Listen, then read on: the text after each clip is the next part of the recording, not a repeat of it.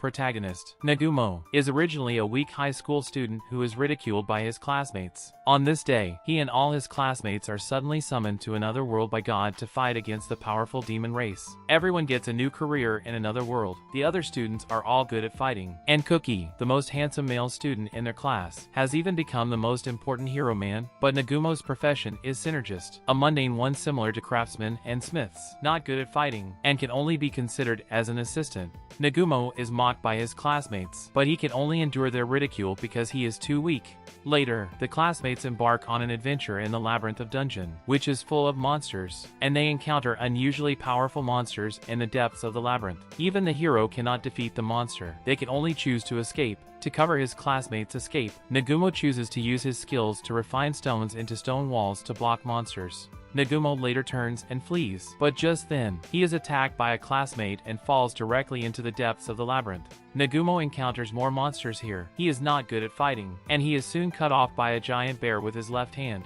Nagumo uses his ability to refine stones to dig a tunnel in the labyrinth and escapes from the giant bear. At the end of this tunnel, there is a magical gemstone that will flow out liquid with magical powers. After drinking the spring water, Nagumo feels very hungry. To survive, Nagumo creates traps to kill some weak monsters and eats the monster's flesh. But the monster's flesh is poisonous, and Nagumo almost dies. Though the fluid from the gemstones helps Nagumo recover, but his body changes as a result. Nagumo's hair turns white, his pupils turn red, and he gets the ability to gain experience and magic by eating monsters. Recovering his mana, Nagumo begins to think about how to escape the labyrinth. After his ability to refine stone becomes stronger, he can extract metals from ore. Nagumo makes pistols and bullets out of metal, and he uses guns to compensate for his weakness in combat. Nagumo then shoots many monsters with guns and continues to grow stronger by eating them.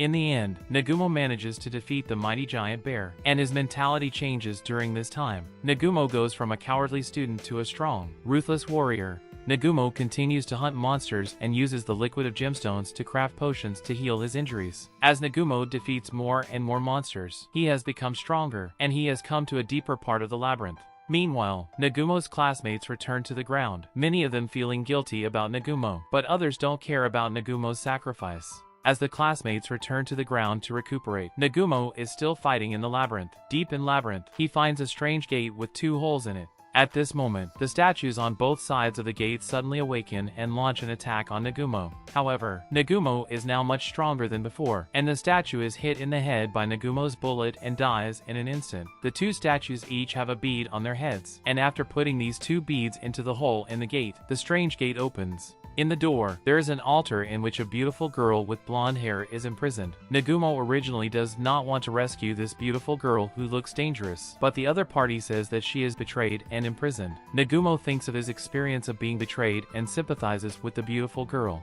So Nagumo refines the altar that seals the beautiful girl and rescues her. The beautiful girl's name is Yu, a 300-year-old vampire. But it's not so easy to save you. There is also a monster guard near the altar. Nagumo picks up Yu on his back and prepares to fight the monster. This time the monster has a thick carapace, and Nagumo's gun cannot deal effective damage. At this time, Yu sucks some of Nagumo's blood and instantly recovers a small amount of mana, and then Yu uses magic to break the monster's carapace. And Nagumo fires a shot at the crack in the carapace and kills the monster. Nagumo again eats the monster's meat as a roast and talks to Yu about the labyrinth. Nagumo learns that the labyrinth is built by God's enemies and that there are treasures left by God's enemies on the bottom floor. At the same time, Nagumo also builds a sniper rifle, which is more powerful than a pistol. Now Nagumo has 2 goals. One is to leave Labyrinth and the other is to return to Earth. When Yu learns about it, she offers to go to Earth with Nagumo, and they become the best partners, venturing together into the labyrinth and heading towards the bottom of the labyrinth. Nagumo and Yu then encounter a group of monsters with flowers on their heads, which seem to be controlled by someone and constantly chase them. Nagumo speculates that the flowers may be some kind of parasitic plant, which is used by more powerful monsters to control others. They are chased to a room by monsters, and Yu suddenly starts attacking Nagumo. A flower grows on her head. Apparently she is controlled by a monster. Nagumo constantly dodges Yu's attacks and is finally hit by a monster, and a flower grows on his head as well. But because Nagumo has eaten a lot of monsters, he is immune to monster viruses, and he is free from the control of flowers.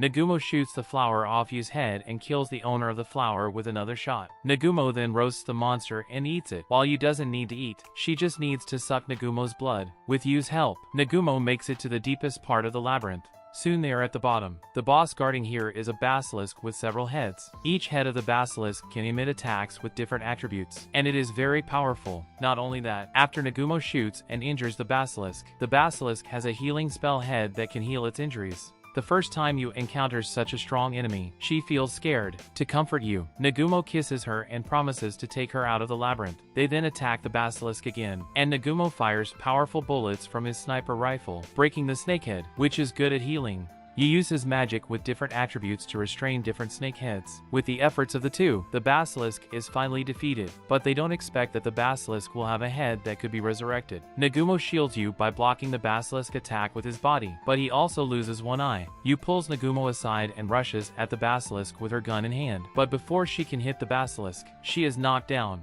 Yu can't help but cry. Nagumo hears Yu's crying and instantly gets sober. Nagumo then picks up Yu and keeps dodging the attack. Yu sucks a little of Nagumo's blood, replenishes her mana, and then they begin their final attack. Nagumo jumps into the air and drops 2 bombs on top of Labyrinth. After the bomb explodes, the rubble crushes the basilisk, and Yu takes the opportunity to use magic to hit the basilisk with precision, finally killing it completely. After the death of the basilisk, Nagumo, who has no strength at all, falls into a coma. When Nagumo wakes up, he finds himself in a clean and tidy room. This is the lowest hidden space of the labyrinth, once the residence of God's enemies, so there are many living utensils here. Nagumo takes a shower, changes his clothes, and begins to explore the house. He is in a room and sees the corpse of God's enemies. When Nagumo reaches the center of the room, the bones suddenly appear as a projection of memory, and the enemies of the gods tell Nagumo that they are the builders of the labyrinth. The whole labyrinth is a test, and those who pass the test gain knowledge and strength. A large amount of memory and knowledge then enters Nagumo's mind, where he learns the history of God's enemies and learns the skills of the labyrinth builder. It turns out that there are 7 enemies of God, and they are called traitors by God, but in fact, they are revolutionaries. Dissatisfied with God's cruelty to humans, they bravely resist, and after their defeat, they build 7 labyrinths to pass on their power and continue to fight the gods.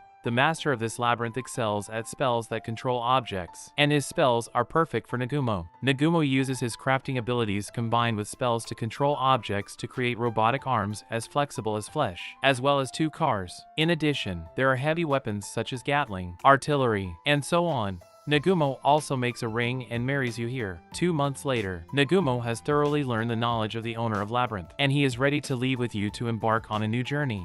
After they leave the labyrinth, they meet rabbit girl Shay, who is chased by monsters. Shay has a perfect body and is very pretty, but Nagumo has no interest in her. But Shay wants Nagumo, who looks strong, to protect her. At the same time, the monster starts to attack Nagumo, who immediately fires back, killing the monster with 1 shot. Shay finds Nagumo so powerful, hugs him tightly, and begs him to save the rabbit people. But Nagumo has no interest in being a hero. He just wants to explore the next labyrinth and find a way back to Earth. Shay's people happen to be near the next labyrinth, and she offers to be Nagumo's guide in exchange for protection. So Nagumo sets off with Shay. Soon they arrive in the forest where the next labyrinth is located, which is Shay's home. As soon as he arrives in the forest, Nagumo kills many monsters, but this does not completely save the rabbit people from danger. There are a large number of monsters in the forest, but the rabbit people are not good at fighting, so they are always attacked by various monsters. After seeing Nagumo's power, the rabbit people want him to teach them how to fight. In the process of teaching the rabbit people to fight, Nagumo discovers that the rabbit people are very strong, but they are too kind and reluctant to harm any animal. This mentality is certainly difficult for them to survive in the cruel woods. Under the tutelage of Nagumo and Yu, the mentality of Shay and the rabbit people change. They become braver, even a little cruel. Once the rabbit people learn to fight, they can easily survive in the forest. Nagumo and the rabbit people defeat the monster that threatens them and then arrive at the entrance to the labyrinth. The rabbit people say goodbye to Nagumo, but Shay wants to go to the labyrinth with Nagumo. During this time, Shay has fallen in love with the powerful Nagumo, and although Nagumo does not like Shay at this time, Yu agrees to let Shay enter the labyrinth with them, and Nagumo does not refuse. Forest Labyrinth is about as difficult as the previous labyrinth. This is no threat to Nagumo and Yu, who have already completed a labyrinth. But for Shay, the labyrinth's trap is dangerous. Shay's weapon is a large hammer, with which she smashes many traps, and although it does not provide Nagumo with much help, it is not a burden either. At the very bottom of Labyrinth, there are no more pitfalls. What stops them is a swarm of armored robots, which are not very powerful for Nagumo now. Nagumo easily breaks through the robots' defenses and reaches the lowest hidden room. Here, however, there is a final test. They need to defeat an oversized robot to gain the power of Labyrinth's master. The robot is made of special materials. The body is so strong that even Nagumo's bullets cannot penetrate it, and the robot is also capable of repairing itself. But the robot is very bulky due to its large body. After Nagumo knocks it down, Yu freezes the robot's body with magic ice. Nagumo then attacks continuously at one specific position, shattering the robot's armor, and Shay attacks the crack in the armor with a hammer, finally killing the robot. They then meet the robot's manipulator, the summoner of Labyrinth's master, who waits here for someone who passes the test. The master of the forest labyrinth is good at spells that manipulate gravity, which Nagumo and Shay have difficulty learning. But Yu, who is good at magic, quickly masters it.